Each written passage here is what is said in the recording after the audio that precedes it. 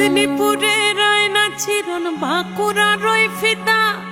যতন করে বাদলি মাথা তাও যে বাঁকা সিথা